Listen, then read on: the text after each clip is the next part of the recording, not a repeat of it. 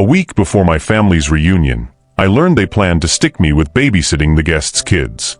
On the reunion day they called, "Where are you?" I laughed, "Don't wait for me, or the barbecue." My name is Roosevelt Jenkins, but everybody calls me Teddy. I'm 74 years old, and I never thought at this stage of my life I'd have to school my own blood about what family really means. For 4 months straight, I'd been preparing for our Jenkins family reunion at Riverside Park in Birmingham, Alabama. This wasn't just any gathering. This was the same park where my late wife Constance and I brought our children every summer for 32 beautiful years. You have to understand something about our family reunions. They're sacred. Every fourth Saturday in June, the Jenkins clan comes together from all across Alabama, Georgia, and Mississippi. Cousins drive in from Atlanta, uncles fly down from Detroit, and everyone expects the same thing they've been getting for 25 years, Grandpa Teddy's famous barbecue. That's me. The man with the magic touch for smoked meats and the secret sauce recipe that's won 3 county fair competitions. This year was special though. It marked our family's 25th annual reunion, and as the eldest patriarch since my brother Cornelius passed last spring, I felt the weight of carrying on our tradition. Constance always said I took these gatherings too seriously, but she understood. Family is everything when you've worked construction your whole life, raised 4 kids on a tight budget, and watched some of those kids move away chasing better opportunities. I'd already invested $3,200 of my retirement money into this reunion. Premium brisket from Johnson's Meat Market, 30 racks of baby back ribs, 40 pounds of pork shoulder for pulled pork, plus all the sides, drinks, and ingredients for my secret sauce that takes 2 days to make properly. I'd secured the pavilion permits, arranged rental tables and chairs, and even coordinated with DJ Marcus, my nephew who runs a successful catering business in Atlanta, to provide music for the day. But the real work happened in my backyard workshop. I'd spent weeks rebuilding my custom smoker from scratch, calibrating the temperature gauges, and hand sanding the wooden picnic tables I'd built for the children. Every morning at 5 a.m., I'd be out there with my coffee, making sure everything was perfect. This was my gift to our family legacy, my way of honoring Constance's memory and showing how proud I was of what we'd built together. When my daughter Felicia married Trevor Hamilton 4 years ago, I welcomed that boy with open arms. Felicia had been through hell with her first husband Calvin, a no-account dreamer who spent more time chasing get-rich-quick schemes than raising his own children. After their divorce, seeing my baby girl smile again filled this old heart with pure joy. She deserved happiness, and if Trevor could give her that, I was all for it. Trevor seemed respectful enough at first. He'd call me Pops with a big smile, bring store-bought pound cake to our Sunday dinners, and nod along when I told stories about the old days in construction. He worked in corporate sales for some medical supply company, drove a shiny leased BMW, and wore suits that probably cost more than I made in a week back in my working days. Everything about him screamed success and stability, exactly what Felicia needed after Calvin's chaos. But Constance, God rest her soul, always had a sixth sense about people. Even when Trevor was trying his hardest to charm us, she'd whisper to me after he left, "That boy smiles too much when he talks about money, Teddy. Something feels performative about all that charm." I'd tell her to give him time, that maybe he was just nervous about fitting in with our family. But deep down, her words stuck with me. Trevor had this way of talking that made my hands itch for honest tools. Everything was about maximizing synergies and leveraging opportunities and optimizing outcomes. He'd turn a simple conversation about the weather into some kind of business strategy session. When I tried to teach him practical skills, how to properly season cast iron, or the right way to stack firewood, he'd nod politely, but you could tell his mind was elsewhere, probably calculating profit margins on whatever deal he was chasing. Still, if he made Felicia happy and treated her right, I could tolerate his corporate double talk and his fancy wine selections at family dinners. Family is family, and when you marry one of us, you become part of something bigger than yourself. At least, that's what I believed until last Tuesday afternoon, when I discovered what Trevor really thought about being part of the Jenkins family. Looking back now, I should have trusted Constance's instincts from the beginning. But sometimes you have to learn the hard way that not everyone who smiles at your table actually respects what you're serving. It was a Tuesday afternoon, and I was in my workshop behind the house, putting the finishing touches on my custom smoker.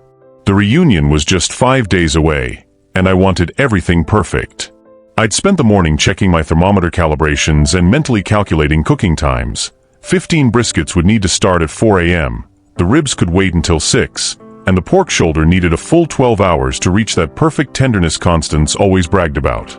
The workshop smelled like motor oil and sawdust, the way it had for 40 years. This was my sanctuary, the place where I'd built toy boxes for my grandkids, repaired countless broken appliances for neighbors, and planned every major project that ever mattered to our family. The walls were covered with tools I'd collected over decades in construction, some inherited from my father, others earned through years of hard work. I heard a car door slam in the driveway. Through the workshop window, I could see Felicia's Honda pulling up to the house. She'd called earlier about borrowing my folding chairs for the reunion setup, and I'd stacked 20 of them by the front door that morning. Trevor was with her, which wasn't unusual. He often tagged along when she ran errands, though he usually stayed in the car making phone calls while she handled the actual work. This time was different. As Felicia started loading chairs into her trunk, Trevor stepped out and immediately pulled his cell phone to his ear. I could hear his voice carrying across the yard, that smooth tone he used when he was trying to impress someone. At first, I paid no attention. I was focused on adjusting the dampers on my smoker and double-checking the wood chip storage compartments I'd built. But then I heard my name, and something in Trevor's voice made me stop what I was doing. I moved closer to the workshop window, staying hidden behind my tool cabinet where he couldn't see me.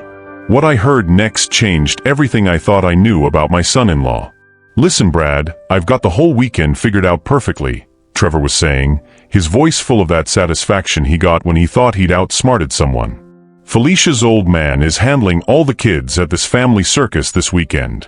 We're talking about 20 little rugrats running around, but he's completely used to it from managing construction crews.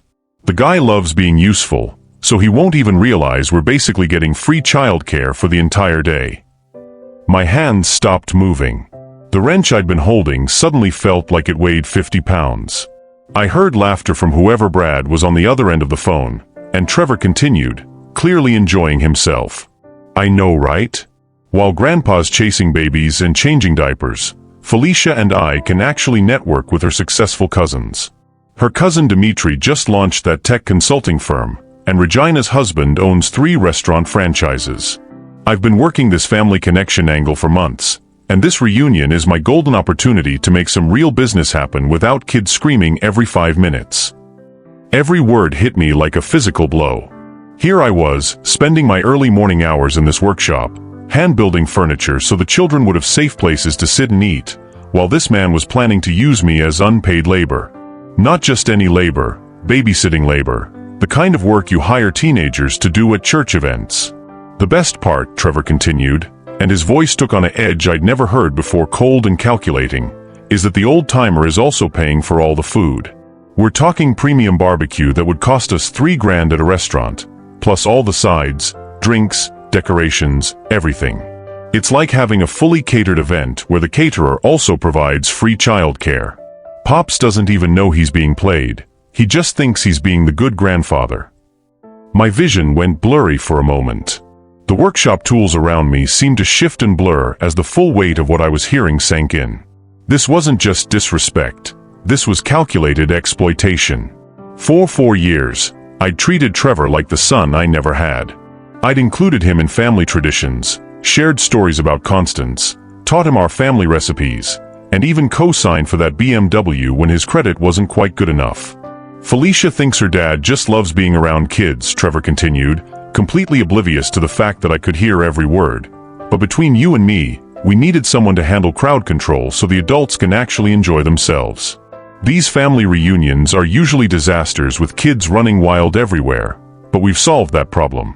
The old man will be so busy with his grandfather duties that he won't interrupt any important conversations or bore people with his construction stories from the 1980s. Construction stories from the 1980s. That's what my life experiences were to him, boring interruptions to his networking opportunities. Every dinner conversation where I'd shared what I'd learned about work, family, and building something that lasts was apparently just noise he had to tolerate. The phone conversation continued, but my hands were shaking so hard I had to grip the edge of my workbench to stay upright. "Yeah man, it's perfect," Trevor was saying. "Free food, free babysitting, and I get to make connections that could set us up for years. Sometimes the best business moves come disguised as family obligations." I heard Felicia call out that she was finished loading the chairs, and Trevor wrapped up his call with a laugh. "All right, Brad, I gotta go play the dutiful son-in-law role. But come Saturday, while all the other adults are dealing with their kids, I'll be working the room like it's a corporate conference. The old fool is going to make this the most profitable family reunion I've ever attended." The car doors slammed, and they drove away, leaving me standing in my workshop with a smell of sawdust and the taste of betrayal in my mouth. For several minutes, I just stood there, staring at the custom picnic tables I'd built with my own hands for children I thought my son-in-law respected. Constance had been right all along. That boy's smile was never about family. It was about what family could do for him. That night, I didn't sleep more than 20 minutes at a time. Every time I closed my eyes, I'd hear Trevor's voice again. The old man will be so busy with his grandfather duties that he won't interrupt any important conversations. Each word felt like a fresh slap across the face. I kept thinking about Constance and what she'd say about this whole mess. She always had a way of cutting straight through to the heart of things, no matter how complicated they seemed. I could almost hear her voice in the darkness of our bedroom, the same room where we'd shared 41 years of marriage, where she'd held my hand during my heart attack scare, where she'd whispered her final "I love you" before the cancer took her. "Teddy," she would have said, "that boy's been showing you who he really is for 4 years. The question is, what are you going to do about it?" What was I going to do about it? That's what kept me tossing and turning until 3 a.m. Part of me wanted to march over to their house right now and have it out with Trevor face to face. But another part of me, the part that had learned patience during 28 years in construction management, knew that anger without strategy usually just makes a bigger mess. I got up and walked to the kitchen, made myself some coffee, and sat in the same chair where Constance used to read her morning devotionals. The house felt extra quiet, the kind of quiet that makes you think too much about everything you've lost and everything you still have to protect. The truth was, I felt like a fool. For 4 years, I'd been so grateful that Felicia had found someone who seemed stable and responsible after Calvin's disasters. I'd welcomed Trevor into every family tradition, shared our private family stories, even taught him how to make Constance's cornbread recipe that she'd only shared with blood relatives. I'd treated him like family because that's what you do when someone marries your daughter. But Trevor had been treating me like a resource. Not a person, not a father figure, not even a respected elder, just a useful old man who could be counted on to provide free labor and free food whenever they needed it.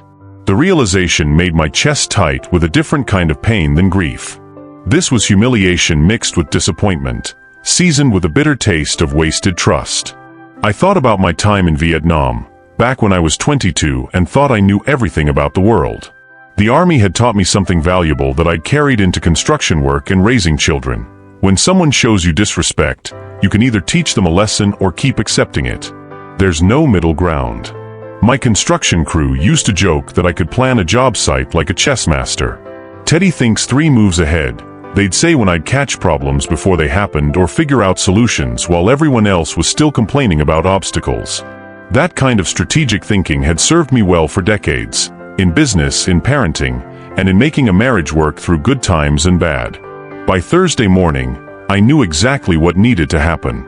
If Trevor wanted to treat me like hired help, then he could learn what happens when the help decides to quit. But this wasn't going to be some emotional outburst that he could dismiss as an old man having a bad day. This was going to be a lesson he'd remember for the rest of his life.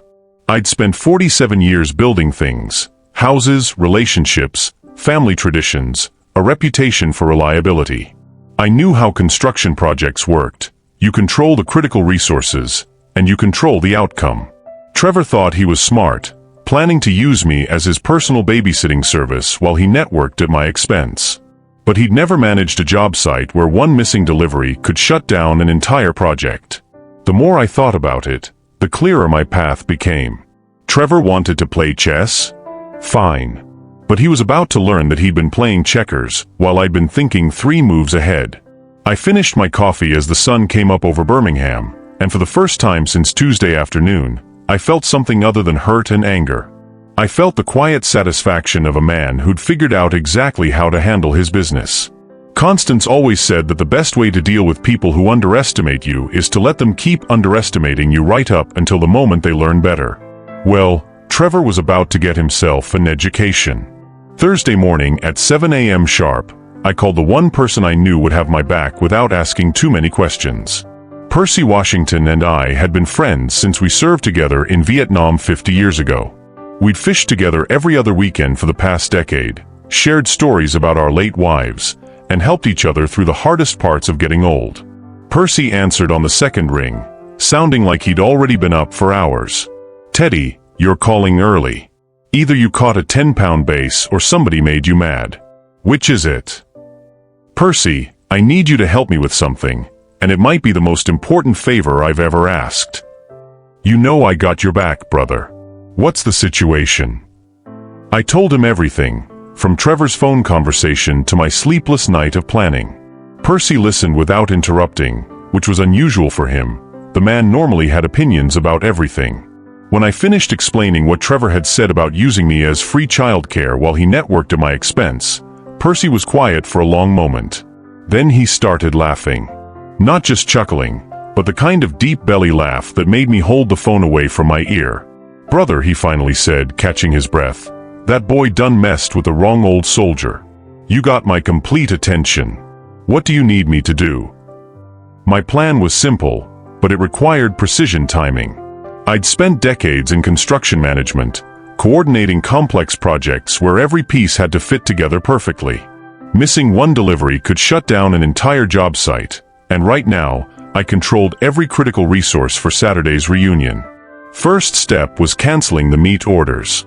I called Johnson's Meat Market, where I'd ordered 15 prime briskets, 30 racks of ribs, and 40 pounds of pork shoulder. "This is Roosevelt Jenkins. I need to cancel my order for Saturday's event." The manager, Bobby Johnson, sounded surprised. "Mr. Jenkins? But your reunion is in 2 days. Everything's already prepared and seasoned according to your specifications." "I understand it's short notice, Bobby, but there's been a family emergency. I'll pay whatever cancellation fees you need to charge." Bobby ended up waiving the fees since we'd been doing business for 15 years. "I hope everything works out all right, Mr. Jenkins. Your family reunions are always such nice events." "Don't worry, Bobby. Everything's going to work out exactly as it should." Next, I called the equipment rental company. Tables, chairs, canopies, serving stations, everything Trevor was expecting to be there on Saturday morning. "This is Roosevelt Jenkins. I need to cancel my rental order for this Saturday." The clerk tried to talk me out of it. "Sir, there's a 50% cancellation fee for orders canceled with less than 48 hours notice." "That's fine. Cancel everything." Then came the call that would send the strongest message of all. I dialed my nephew Marcus, who ran a successful barbecue catering business in Atlanta. Marcus had always been sharp as a tack, and he inherited the family gift for seeing through people's nonsense. "Uncle Teddy, how's the reunion planning going? You need any last-minute help?" "Marcus, I need a favor, and I'm willing to pay your full commercial rate." "Uncle Teddy, family doesn't pay family. What do you need?" I explained the situation, and Marcus got quiet. When he spoke again, his voice had that same steel edge that ran through all the Jenkins men when we'd been pushed too far. "Uncle Teddy, let me make sure I understand this correctly. Trevor thinks he's going to use you as unpaid childcare while he networks at a family event you're financing and organizing." "That's exactly right. And he called you a useful old fool who wouldn't realize he was being played?" His exact words. Marcus was quiet for another moment, and I could practically hear the wheels turning in his head. "Uncle Teddy, you don't pay me nothing for this. Family that treats you like hired help ain't family at all. I got you covered, and I got some ideas that's going to make this real educational for everybody involved." "What do you have in mind?" "You just focus on being somewhere else on Saturday morning. Let me handle the reunion. By the time I'm done, Trevor's going to understand the difference between networking and family." "And Uncle Teddy?" Constance would be proud of what you're doing. That woman always said you were too generous for your own good. Thanks, nephew. This means everything to me. Family is family, Uncle Teddy. Some people need to learn that the hard way. Friday night, I packed a weekend bag like I was heading off to war. 3 days worth of clothes, my blood pressure medications, the novel I'd been meaning to finish for 6 months, and my favorite fishing gear. Everything I'd need to be far away from Birmingham when Trevor's carefully planned weekend fell apart. At 6 p.m., Felicia called to check on last-minute reunion details. Her voice was bright with excitement, completely unaware of the storm that was about to hit her perfect world. Daddy, I just wanted to make sure everything's ready for tomorrow. Trevor's been so excited about this reunion. He keeps talking about how much he's looking forward to spending time with the whole family. The irony almost choked me. Everything's going exactly according to plan, baby girl. Tomorrow's going to be a day this family remembers for a very long time. You sound tired, Daddy. Have you been pushing yourself too hard with all the preparations? Don't worry about your old man. I've got everything under control. You just focus on enjoying yourself tomorrow. I love you, Daddy. Thank you for making this reunion so special. Trevor says he's never been part of a family that takes care of each other the way we do. Those words hit me like a punch to the gut. Trevor had been feeding Felicia lines about family values while planning to exploit the very man who'd welcomed him with open arms. I love you too, sweetheart. Sleep well. After hanging up, I sat down at my kitchen table and wrote the most important letter of my life. Dear family, by the time you read this, I'll be enjoying some well-deserved rest at Percy's cabin on Lake Martin. For months, I planned everything to make our reunion perfect. But Tuesday afternoon, I discovered that Trevor and possibly others had different plans for my role at our family gathering. Apparently, my job was to provide free childcare for 20 children while the adults networked and enjoyed the premium barbecue I was financing. Since being treated like hired help wasn't the family experience I was expecting, I decided to cancel my services. I've withdrawn all the food, equipment, and supervision I promised. Y'all are grown people, figure it out. I'll be back Sunday night. With love, but with dignity intact. Daddy/Grandpa Teddy. I left the letter right in the center of the kitchen table where Felicia always sat during our Sunday dinners. She'd find it first thing when she came looking for me in the morning. Percy picked me up at 5 a.m. Saturday morning, grinning like we were teenagers about to pull off the perfect prank. His fishing cabin was 2 hours north on Lake Martin, far enough that I wouldn't be tempted to cave when the desperate phone calls started coming. Teddy, I've been waiting 40 years for you to show some of that backbone I remember from Vietnam, Percy said as we loaded my bags into his pickup truck. Constance always said you were too generous for your own good, especially with family. The drive north was peaceful in a way I hadn't felt in months. Alabama countryside rolled by the windows, cotton fields, pine forests, and small towns where people still waved at passing trucks. We stopped for breakfast at Mabel's Diner in Clanton, where the waitress called us honey, and the coffee was strong enough to wake the dead. You nervous about what's happening back home? Percy asked as we shared a plate of biscuits and gravy. Not nervous. Relieved. For the first time in 4 years, I'm doing exactly what I want to do instead of what other people expect me to provide. Percy raised his coffee cup. I'll drink to that. And to Trevor getting the education of his lifetime. We reached the cabin at 9:30 a.m. Percy's place sat right on the water, with a dock that stretched out into the lake and a porch perfect for watching boats go by. This was what retirement was supposed to feel like, making choices based on your own peace of mind instead of everyone else's convenience. I turned off my phone and helped Percy get the fishing gear ready. We had a whole weekend ahead of us, and for once, nobody was going to interrupt it with requests for favors or assumptions about my availability. Subscribe so you never miss the moment when respect gets restored, because what was about to happen back in Birmingham was going to teach my family lessons they'd remember forever. At 8:30 a.m. sharp, I turned my phone back on. The chaos had begun. 17 missed calls from Felicia. 8 text messages. 3 voicemails. My phone lit up like a Christmas tree the moment I powered it back on. Percy looked over from where he was untangling fishing line and started chuckling. Sounds like they found your letter. The phone rang again before I could check the messages. Felicia's name flashed across the screen, and I could hear panic in her voice even before I said hello. Daddy, where are you? We're at Riverside Park and there's nothing here. No food, no tables, no equipment, nothing. People are starting to arrive and asking where everything is. I settled back in Percy's porch chair, looking out over the peaceful lake. A fishing boat was putting around the far shore, and I envied whoever was on it, probably having a quiet Saturday morning without family drama. Good morning, sweetheart. I'm at Percy's cabin enjoying this beautiful lake view. How's your reunion going? Daddy, this isn't funny. The whole family is here expecting your famous barbecue. Cousin Belinda drove 6 hours from Memphis with her 4 kids. Uncle Floyd brought his entire church group like you invited. There are 80 people here asking about the food, and we don't have anything to tell them. I could hear commotion in the background, multiple conversations, car doors slamming, what sounded like children asking their parents when they were going to eat. The sounds of a family gathering that was falling apart in real time. Felicia, honey, did you find my letter on the kitchen table? There was silence, then the rustle of paper. I heard her intake of breath as she read the words I'd carefully chosen. When she spoke again, her voice was smaller, confused. Daddy. Oh my God. Trevor, you heard a conversation? What conversation? I heard every word of Trevor's phone call on Tuesday afternoon.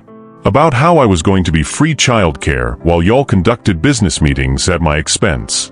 About how I wouldn't even realize I was being used because the old man just loves being useful. Should I keep going? The silence stretched so long I thought the call had dropped. Finally, Felicia's voice came back, barely above a whisper. Daddy, I swear on Mama's grave I didn't know Trevor said those things. I just thought you enjoyed being around all the kids because you always light up when they're running around. I do love our family's children, baby girl. What I don't love is being treated like unpaid help at my own event while my son-in-law networks with my relatives using my money and my food. That's when I heard Trevor's voice in the background, and he didn't sound like the smooth-talking corporate charmer anymore. There was an edge of panic, maybe anger. Let me talk to him. Give me the phone. Trevor, wait. But Trevor had already grabbed the phone, and when he spoke, his voice had a harsh tone I'd never heard before. The mask was starting to slip. Pops, you can't do this to us. There are 80 people here expecting food. Some of these kids haven't eaten breakfast because their parents expected lunch to be ready early. You're making children suffer because you got your feelings hurt over some misunderstanding. That comment lit a fire in my belly that hadn't burned since my army days. Percy looked up from his fishing gear, recognizing the change in my voice before I even spoke. Boy, let me tell you something about making children suffer. A real man doesn't use babies as emotional blackmail when his scheme falls apart. A real man doesn't call his wife's father Pops while planning to exploit him behind his back. And a real man sure as hell doesn't blame anyone but himself when he gets caught treating family like free labor. I heard more commotion, someone giving directions, multiple people talking at once, what sounded like folding chairs being moved around. Trevor came back on the line, and now his corporate facade was completely gone. Listen, old man, I don't know what game you think you're playing, but you better get down here with that food right now. I've got important people here who are going to remember this disaster, and it's going to reflect on Felicia and me professionally. You're embarrassing your own daughter in front of people who matter. Trevor, the only person embarrassing my daughter is you. And since you seem confused about who's in charge here, let me clarify something. I'm not your employee, I'm not your caterer, and I'm definitely not your free babysitter. I'm the head of this family, and you just learned what happens when you try to play the patriarch for a fool. We'll see about that, Trevor snapped, and I could hear him losing control completely. Felicia, call your cousin Marcus. He's got that catering business in Atlanta. We'll pay him to fix this mess your daddy created. I started laughing, which seemed to confuse Trevor even more. Go ahead and call Marcus. In fact, let me give you his direct number. What Trevor didn't know was that Marcus had been getting hourly updates on our plan since yesterday. At 9 a.m. sharp, right on schedule, Marcus would arrive at Riverside Park, but not with the rescue Trevor was expecting. You know what, Trevor? Here's Marcus's number. But I should warn you, my nephew has very strong feelings about people who disrespect family. I could hear Trevor dialing, then Marcus's voice coming through the speakerphone. What happened next was going to be the most beautiful thing I'd heard in years. Hey cousin, we've got an emergency situation here. Marcus, thank God you answered, Felicia said, her voice thick with desperation. Uncle Teddy had some kind of breakdown and abandoned the reunion. We need you to cater this whole thing right now. We'll pay whatever it costs. We have 80 people here with nothing to eat. I had to cover my mouth to keep from laughing out loud. Percy looked over from his fishing chair and gave me a thumbs up, knowing exactly what was about to happen. Marcus played his part perfectly, his voice full of genuine concern. Dang Felicia, that's terrible news. Uncle Teddy had a breakdown? That don't sound like him at all. He's the most reliable man I know, been planning this reunion for months. What exactly happened to cause something like that? I could hear Trevor impatiently grabbing the phone. Look, I don't have time for family gossip right now. Can you feed 80 people in the next 2 hours or not? This is a business emergency. Marcus's voice got quiet in that dangerous way every Jenkins man recognized as a warning. A business emergency? Brother, I thought this was a family reunion. Since when is Uncle Teddy's family gathering a business emergency for you? Just answer the question, Trevor snapped. Can you handle this catering job or should I call someone else? Marcus paused for effect, just like we'd rehearsed. You know what, Trevor? I think I can help y'all out. I'm actually pulling into Riverside Park right now with my truck. Let me see what kind of situation we're dealing with here. What happened next exceeded even my wildest expectations. Marcus had arrived, all right, but not as the savior Trevor was expecting. Through the phone, I could hear truck doors slamming, equipment being moved, and Marcus's voice projecting across the park pavilion. Okay family, gather around. Marcus announced, and I could hear the crowd noise settling as relatives clustered around to listen. I got some news about today's situation, and y'all need to hear this directly from me. Marcus had inherited our family's gift for storytelling, and his voice carried clearly across the park. Uncle Teddy asked me to be here today, not as an emergency replacement, but as part of a plan to teach someone in this family about respect. See, Uncle Teddy heard a conversation earlier this week where someone was planning to use him as free childcare while they conducted business meetings at his expense. I could hear murmurs rippling through the crowd as relatives processed this information. Voices I recognized, Cousin Belinda from Memphis, Uncle Floyd with his booming preacher's voice, Regina and her husband discussing what they just heard. Trevor's voice cut through the noise, high and defensive. This is ridiculous. I don't have to listen to this family drama. Just serve the food and send me the bill. Oh, I'll be serving food, all right, Marcus replied, and I could hear the smile in his voice. See, I brought everything Uncle Teddy would have made, plus some extras. Premium brisket that's been smoking since 4 a.m., ribs with his secret dry rub, pulled pork, all the sides, mac and cheese, cornbread, peach cobbler, the works. But here's the thing. This food is Uncle Teddy's gift to his family, prepared and paid for by him, delivered by me as his representative. The park had gone completely quiet now. Even the children had stopped their chatter. Marcus continued, his voice carrying the moral authority of a man who'd built his business through honest work and family values. The only person who won't be eating today is the person who tried to treat our patriarch like hired help. Uncle Teddy spent 4 months and over $3,000 preparing to honor this family. He built custom picnic tables with his own hands, arranged permits, coordinated everything. And someone in this family saw the generosity as an opportunity to get free services while they networked for business deals. I heard Uncle Floyd's booming voice. Who would do such a thing? Teddy Jenkins is the backbone of this family. Marcus's response was measured and clear, that someone is welcome to leave right now, or they can stay and explain to these children why their grandpa isn't here to play with them like he planned. That's when I heard my granddaughter Amara's voice, 16 years old and sharp as a tack, speaking with the moral clarity that only teenagers possess. Uncle Marcus, are you talking about Trevor? Because if Trevor talked about Grandpa Teddy like that, then he doesn't deserve to eat Grandpa's food or be at Grandpa's reunion. The family erupted in agreement. Uncle Floyd's voice boomed across the park. That's right. Anybody disrespecting Teddy Jenkins can find somewhere else to be. Cousin Belinda chimed in. I drove 6 hours from Memphis because Uncle Teddy personally invited my family.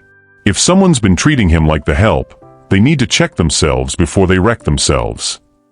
More voices joined in, and I realized something beautiful was happening. The family was defending me without me even being there. For years, I'd worried about becoming a burden as I got older, about losing my usefulness to the people I loved. But what I was hearing was a family that valued me not for what I could provide, but for who I was to them.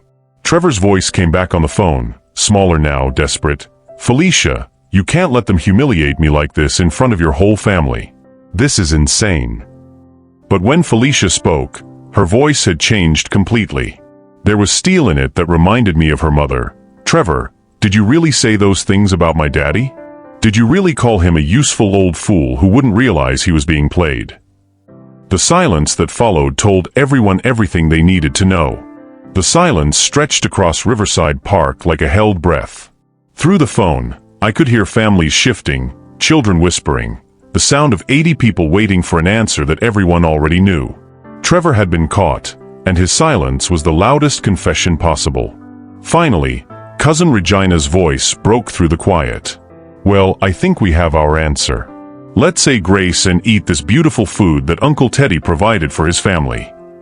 Regina had always been the spiritual backbone of our family gatherings, leading prayers at every reunion since she'd married into the family 20 years ago. Hearing her take charge filled my heart with pride. Lord, we thank you for Uncle Teddy, who taught us that love means service, but service without respect ain't love at all. Bless this food that he provided, and bless the lesson he's teaching us today about dignity and family. Amen. The amen that followed sounded like a church chorus, and I felt tears running down my cheeks as I sat on Percy's deck. Percy reached over and squeezed my shoulder without saying a word.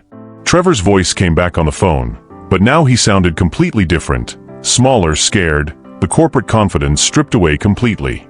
Pops, please, this has gotten out of hand. I made a mistake, okay? I said some things I shouldn't have said. Can we just move past this and have you come down here? I'll apologize publicly, whatever you want. Trevor, I appreciate the offer, but I'm not coming to the reunion today. See, I realized something important this week. For 4 years, I've been trying to prove to you that you're welcome at our table, that you belong with us. But you've been seeing that welcome as weakness, my generosity as stupidity, and my love for my daughter as something to exploit. That's not. I never meant. Let me finish. A real apology isn't something you offer because you got caught and embarrassed in front of people. A real apology comes from understanding why your actions were wrong and making changes to ensure they never happen again. Until you understand the difference between those two things, you're not ready for this conversation. I could hear family members in the background, people enjoying the food, children laughing as they finally got to eat. The reunion was happening exactly as it should have, as a celebration of family, not a business networking opportunity. Felicia came back on the phone, and her voice was different now, stronger, more resolved. Daddy, I am so sorry. I'm sorry I didn't see what was happening, and I'm sorry I let anyone treat you that way. You raised me better than this. Baby girl, you didn't do anything wrong except maybe trust the wrong person to honor our family values. But that's a mistake we all make sometimes. Can you forgive me for not protecting you from this? Felicia, there's nothing to forgive. You're my daughter, my pride and joy, and I love you completely. But I need you to understand something. I may be getting older, but I'm not anybody's fool, and I'm definitely not anybody's free employee.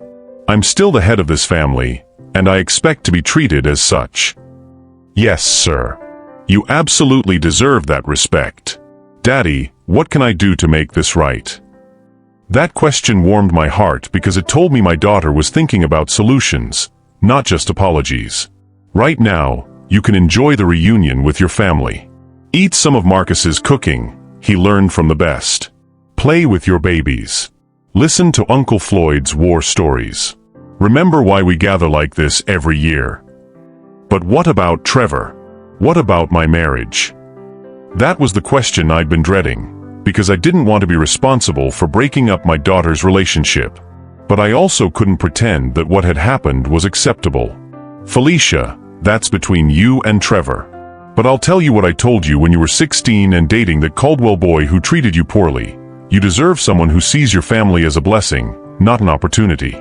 You deserve someone who treats the people you love with respect, not as resources to be exploited. I heard Trevor in the background, but couldn't make out what he was saying. There was a muffled conversation that went on for several minutes. When Felicia came back, her voice was different, stronger, more resolved.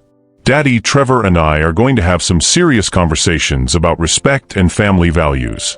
He's agreed to counseling to work on some things, and I'm going to make sure he understands that treating you poorly is the same as treating me poorly. That sounds like a wise plan, sweetheart. And Felicia? I'm proud of you for standing up for what's right, even when it's difficult. I learned from the best, Daddy. I love you. I love you too, baby girl. Now go enjoy your family. As I hung up the phone, Percy handed me a cold beer and we sat in comfortable silence, watching the sun climb higher over Lake Martin. The lesson had been delivered, and now it was up to my family to decide what they'd learned from it. Sunday at the lake passed like a blessing. Percy and I fished until our arms were sore, cooked catfish on his little grill, and talked about everything except the chaos I'd left behind in Birmingham. We discussed Vietnam, our late wives, and whether the bass were biting better this year than last. For the first time in months, I felt like I could breathe without wondering what favor someone was going to ask me next. Percy drove me home Sunday evening, just as the sun was setting over Birmingham. My house felt different somehow, not empty but peaceful. The letter I'd left on the kitchen table was gone, replaced by a vase of fresh flowers and a note from Felicia. Daddy, thank you for teaching me that love without respect isn't love at all. Welcome home. Monday morning brought a surprise I wasn't expecting. At 7 a.m. sharp, there was a knock on my front door. Through the peephole, I could see Trevor standing on my porch holding 2 cups of coffee from Mabel's Diner, the same place where Constance and I used to go for breakfast after church every Sunday for 20 years. Trevor looked like he hadn't slept much. His usually perfect hair was messy, his expensive clothes were wrinkled, and his corporate swagger was nowhere to be found. Most telling of all, he wasn't checking his phone every 30 seconds like usual. Pops, I brought coffee. Can we talk? I studied his face through the glass, looking for signs of the performative charm he'd shown me for 4 years. What I saw instead was exhaustion, maybe some genuine remorse, and something that might have been humility. That was new. Come on in, son. But we're talking in my living room, man to man, with no phones and no interruptions. We sat in the same chairs where Constance and I used to watch the evening news together. For the first time since I'd known him, Trevor was completely quiet. He wasn't trying to fill the silence with sales talk or corporate buzzwords. He was just sitting there with his thoughts, probably figuring out how to have an honest conversation for once in his adult life. I messed up, Pops. I messed up bad, and I don't know how to fix it. What exactly do you think you messed up, Trevor? He took a long sip of coffee, staring into the cup like it might give him answers. I treated you like you were there for my convenience instead of recognizing that you're the foundation of this family. I was so focused on what I could get from the reunion that I forgot to appreciate what you were giving. That was better than I'd expected, but I needed to hear more. Go on. When I was talking to my buddy Brad about the reunion, I was trying to sound smart, like I had everything figured out. But what I really sounded like was an ungrateful fool who doesn't understand the difference between family and business. He paused, still staring into his coffee. Felicia made me listen to Marcus's speech about you at the reunion.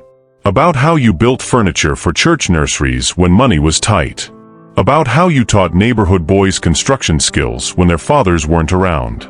About how you took care of Miss Constance during her illness without ever complaining, even when you had to work double shifts to pay medical bills. Trevor looked up at me, and for the first time, I saw something real in his eyes instead of calculation. "I've been married to your daughter for 4 years, and I never bothered to learn who you really are." I saw an old man who was generous with his time and money, and instead of being grateful, I saw opportunity. I saw someone I could use. "Trevor, I appreciate you saying that. But I need to know, are you here because you got embarrassed in front of the family, or because you understand why what you did was wrong?" He took another long sip of coffee, and I could see him really thinking about the question instead of just preparing his next sales pitch. Both, if I'm being honest. I was embarrassed, and my pride was hurt, and I was angry at first. But yesterday, Felicia and I talked for 6 hours about what kind of man she thought she married versus who I've actually been. And I realized that I've been treating your generosity like weakness, your love for family like something I could exploit. And what do you plan to do about that? First, I want to pay you back for all the reunion expenses. Everything, the food orders, the equipment rentals, the permits, all of it. I know Marcus covered the actual event, but you shouldn't be out $3,000 because of my foolishness. I started to object, but he held up his hand. Let me finish. Second, I want to ask if you'll teach me some things. Not just construction skills, though I'd like to learn those too. But how to be the kind of man who builds family instead of using it. How to see generosity as strength instead of opportunity. How to be a husband worthy of your daughter. He paused, and when he spoke again, his voice was softer. And maybe, if God blesses us, how to be a father worthy of the grandchildren we're hoping to give you. That caught my attention. Grandchildren. Trevor smiled, and for the first time since I'd known him, it looked completely genuine. We've been trying for 8 months. If we're blessed with children, I want them to have a grandfather like you, and I want to learn how to be the kind of father you were to Felicia. I studied Trevor's face one more time, looking for signs of manipulation or performance. What I saw was a young man who might finally be ready to grow up. Trevor, if you're serious about this, then yes, I'll teach you what I can. But understand something, earning your way back into this family's trust is going to take time, consistency, and a lot of humility. Are you prepared for that? Yes, sir. I am. We shook hands, and I felt something I hadn't expected, hope that maybe my daughter had chosen better than I'd thought. 6 months later, our family held its annual Christmas dinner, and I watched Trevor interact with relatives in a way that would have made Constance proud. Instead of working the room like a corporate networking event, he was having real conversations with real people about things that actually mattered. I saw him sitting with Uncle Floyd for a full hour, asking genuine questions about his military service in Korea instead of trying to find business angles. When Cousin Belinda's youngest son spilled grape juice all over his shirt, Trevor didn't even flinch, just helped clean up the mess and told the boy it happened to everyone. Most importantly, when little Amara mentioned that her high school needed volunteers for career day, Trevor immediately offered to talk about sales, then asked what other careers they needed represented. That's when I knew he was learning the difference between networking and relationship building. The real test came when Felicia announced she was pregnant. Trevor's reaction wasn't to start calculating costs or worry about lifestyle changes. His first words were, "Pops, I'm going to need you to teach me how to build a crib. I want our baby to sleep in furniture made by their grandfather's hands, just like Felicia did." Every Sunday after church, Trevor would come over and we'd work in my shop while Felicia rested. I taught him how to measure twice and cut once, how to sand with the grain, how to choose the right wood for the right job. More importantly, I taught him how to listen to advice without feeling like his pride was being threatened. "You know what I've learned these past few months?" he said one Sunday while we were installing the crib hardware. "I used to think strength meant getting what you wanted from people. But watching you with this family, I realize strength means giving people what they need, even when they don't know they need it." 3 months later, Felicia gave birth to twins, Roosevelt Trevor Jenkins and Constance Felicia Jenkins. When I held those babies for the first time, looking into their tiny faces, I saw the future of our family tree. They would grow up knowing their grandfather not as a useful resource, but as a man who demanded respect while teaching love. At the baby's dedication ceremony at our church, Trevor stood up during testimony time. I'd never seen him speak publicly about anything except business presentations, so I was curious about what he'd say. "I want to thank my father-in-law, Roosevelt Jenkins, for teaching me the most important lesson of my adult life," Trevor began, his voice carrying clearly across the sanctuary. "He taught me that real strength comes from building others up, not from what you can get from them. These babies are going to know their grandfather as a man of integrity who stands up for himself and for what's right, even when it's difficult." Felicia squeezed my hand during that testimony, and I saw tears in her eyes that reminded me so much of her mother. After the service, she whispered, "Daddy, thank you for not giving up on him. Thank you for showing him how to be better instead of just writing him off. Baby girl, everybody deserves a chance to grow, but they have to want to take it." Last week, Trevor brought the twins over for their usual Sunday visit. While they napped in their carriers, we worked on building a swing set for the backyard. As we measured lumber, Trevor said something that showed me how much he'd changed. "Pops, I got a promotion offer last month. More money, but it would mean relocating to Atlanta." I turned it down. "Why?" "Because these babies need to grow up knowing their grandfather. Because Felicia needs to be close to family. And because I finally understand that some things are more valuable than career advancement." Comment below if you believe people can truly change, because what I witnessed in Trevor proved that sometimes the best lessons come from the hardest moments. When someone shows you disrespect, you have a choice: enable it or educate them. I chose education, and it saved not just my dignity, but my daughter's marriage and my grandchildren's future. As I write this, Roosevelt Jr. and Constance are 8 months old, crawling around my workshop while Trevor and I build them a toy chest. He's gotten pretty good with a saw, and more importantly, he's learned that real men build legacies, not just bank accounts. The twins will grow up in a family where respect flows both ways, where elders are honored, and where love means accountability. That's the greatest gift any grandfather can give, not just his presence, but his principles. The day Roosevelt Trevor Jenkins and Constance Felicia Jenkins were born was the happiest day of my life since Constance passed. When the doctor placed those tiny babies in my arms for the first time, I felt something I hadn't experienced in years: the pure joy of new beginnings without any strings attached. Trevor had been pacing the hospital waiting room like a caged tiger for 12 hours. When the nurse finally called us back to meet the twins, he stopped dead in his tracks at the nursery window. His eyes filled with tears as he looked at his son and daughter sleeping peacefully in their bassinets. "Pops, look what we made," he whispered, his voice thick with emotion. "They're perfect." "Yes, they are, son. And they're going to grow up knowing they're loved by every generation of this family." That afternoon, as we sat in Felicia's hospital room watching her hold both babies, Trevor made a request that showed me how completely he'd changed. "Pops, I know this might sound presumptuous, but would you consider being their godfather? Officially, I mean. I wanted in writing that these children have you as their spiritual guide." Felicia looked up from nursing little Constance. "Daddy, Trevor and I already talked about this. We want you to be the one who teaches them right from wrong, who shows them what it means to be part of a family that honors each other." 6 weeks later, we held the dedication ceremony at Mount Olive Baptist Church, the same church where Constance and I had been married, where we'd raised our children in faith, where I'd said goodbye to her 5 years ago.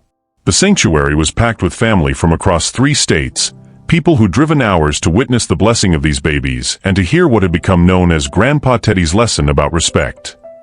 When Pastor Williams called for testimonies about the Children's Family Foundation, Trevor stood up. I'd never seen him speak in church before, and I was curious about what he'd say to a congregation that had watched him transform over the past year. "I want to thank my father-in-law, Roosevelt Jenkins, for teaching me the most important lesson of my adult life," Trevor began, his voice carrying clearly across the packed sanctuary. "Last year, I made the mistake of treating this man's generosity as weakness and his love for family as something I could exploit. I thought I was smart, but I was just selfish." You could hear a pin drop in that church. Even the babies seemed to be listening. Mr. Roosevelt taught me that real strength doesn't come from what you can take from people, it comes from what you give them. He taught me that family isn't a networking opportunity, it's a sacred trust.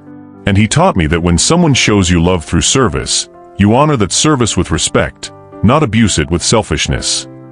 Trevor looked directly at me as he continued. These babies are going to grow up knowing their grandfather as a man of principle who demands respect while teaching love. They're going to learn that dignity isn't negotiable, that family means accountability, and that love without respect isn't love at all. The entire congregation said amen in unison, and I felt Constance's presence as surely as if she'd been sitting next to me. She would have been so proud of this moment, not just of Trevor's growth, but of our family's commitment to raising these children with the values we'd always held dear. After the ceremony, something unexpected happened. Members of other families began approaching me, asking for advice about their own situations with adult children who'd stopped showing proper respect. Word had spread about what had happened at the reunion, and apparently my story had resonated with other grandparents facing similar challenges. Mrs. Dorothy Patterson, whose son had been treating her like a free babysitting service for years, pulled me aside. "Mr. Jenkins, I heard about how you handled your situation. Do you think it's too late for me to set boundaries with my own family?" "Mrs. Patterson, it's never too late to teach people how to treat you. The question is, do you love them enough to risk making them uncomfortable in order to make the relationship healthier?" Over the following months, I found myself becoming an unofficial counselor for elderly parents who've been taken advantage of by their adult children. It wasn't something I'd planned, but apparently standing up for yourself at 74 makes other people think you might have some wisdom worth sharing. Trevor and Felicia brought the twins over every Sunday after church, just like Felicia used to visit with her children when they were small. But now there was a different dynamic. Instead of expecting me to automatically provide childcare while they handled other business, they'd ask what I felt like doing that day. Sometimes I wanted to hold the babies and tell them stories. Sometimes I wanted to teach Trevor woodworking while Felicia managed feeding time. And sometimes I just wanted to sit on the porch and watch them figure out parenthood together. The difference was choice. For the first time in years, my family interactions were based on what I wanted to give, not what others expected to take. And that made every moment sweeter. Last month, when the twins turned 1 year old, we had a birthday party in my backyard. 3 generations of Jenkins family gathered around the custom picnic tables I'd built, eating food that everyone had contributed to, watching babies play with toys I'd crafted in my workshop. Trevor spent the afternoon following me around, learning how to maintain the garden Constance had planted, asking questions about family history, talking about his hopes for his children's future. As the sun set and families started cleaning up, Trevor pulled me aside. "Pops, I know I can never undo the disrespect I showed you before. But I want you to know that everything good I do as a father, I learned by watching how you handle being a grandfather. You saved our family by refusing to let us treat you poorly. Son, family is like a garden. Sometimes you have to pull weeds to help the good plants grow." Today I'm 75 years old, and I'm sitting in my workshop watching my grandson Roosevelt Jr. try to stack wooden blocks while his sister Constance chews on a toy hammer I carved for her last week. Their parents are in the kitchen making Sunday dinner, and I can hear Trevor asking Felicia questions about seasoning the cornbread, the same recipe Constance taught me 50 years ago. This is what redemption looks like. Not grand gestures or dramatic apologies, but quiet Sunday afternoons where respect flows both ways and love is measured by consistency, not convenience. People often ask me if I regret what happened at the family reunion 2 years ago. They wonder if I was too harsh, if I should have handled things differently, if I damaged relationships that might never fully heal. My answer is always the same. The only thing I regret is waiting so long to demand the respect I deserved. Here's what I've learned in my 75 years on this earth. Respect isn't something you can beg for, negotiate for, or earn through endless service. Respect is something you teach people to give you by refusing to accept anything less. When someone shows you who they really are through their actions, believe them the first time. But also be open to the possibility that people can change if they're willing to do the hard work of becoming better. Family means love, but it also means accountability. Sometimes the most loving thing you can do is refuse to enable someone's poor behavior, even if that refusal causes temporary pain. I could have kept accepting Trevor's disrespect to avoid conflict, kept providing free services to keep peace, kept pretending that his exploitation was just family helping family. But that wouldn't have helped anyone grow. By standing up for myself, I saved my daughter's marriage, protected my relationship with my grandchildren, and gave Trevor the chance to become the man Felicia deserved. Sometimes love means drawing hard lines and enforcing consequences. Sometimes love means making people uncomfortable so they can become better versions of themselves. The reunion incident taught our entire family something important about boundaries and mutual respect. My nieces and nephews started having different conversations with their own children about reciprocity and gratitude. Extended family members began speaking up when they felt taken advantage of instead of suffering in silence. The lesson spread far beyond just Trevor and me. But the most important lesson was this: you are never too old to demand dignity. Age doesn't make you less valuable, less worthy of respect, or more obligated to accept poor treatment. If anything, the wisdom that comes with years should make you more selective about how you spend your time and energy, not less. I watch my grandchildren playing in the workshop that's been my sanctuary for decades, and I think about the lessons I want them to learn. I want them to know that their grandfather was a man who built things that lasted, not just furniture and buildings, but relationships and principles. I want them to understand that strength isn't about what you can endure, it's about what you refuse to accept. Roosevelt Jr. will grow up knowing that men treat women with respect, honor their elders, and build up their families instead of using them. Constance will grow up knowing that she deserves to be valued for who she is, not what she can provide to others. Both of them will learn that love and respect aren't separate concepts. They're two sides of the same coin. Trevor brings them over every Sunday, and we work together in this shop while the babies explore and discover. He's gotten good with tools, but more importantly, he's gotten good at listening, at asking questions instead of making assumptions, at seeing family as something to nurture rather than something to exploit. Last week, he told me about a situation at his job where a colleague was taking advantage of an older employee's willingness to work unpaid overtime. I thought about what you taught me, Pops, and I spoke up. That older guy deserved someone to stand with him. That's when I knew the lesson had truly taken root. Change is possible, but it requires courage from both sides, the courage to demand better and the courage to become better. It requires the wisdom to know when to hold firm and when to extend grace. Most importantly, it requires the understanding that real love sometimes looks like disappointment, consequences, and hard conversations. If you're watching this story from somewhere across this great nation, remember this: family isn't just about blood relations or marriage certificates. Real family is about people who see your worth, honor your contributions, and treat you with the dignity you deserve. If the people in your life aren't doing that, it's never too late to teach them how. You have the right to set boundaries. You have the right to expect reciprocity. You have the right to demand respect from people who benefit from your generosity. And you absolutely have the right to withdraw your services when those services are being taken for granted. Comment below and let me know, what would you have done in my situation? Have you ever had to teach someone in your own family about respect?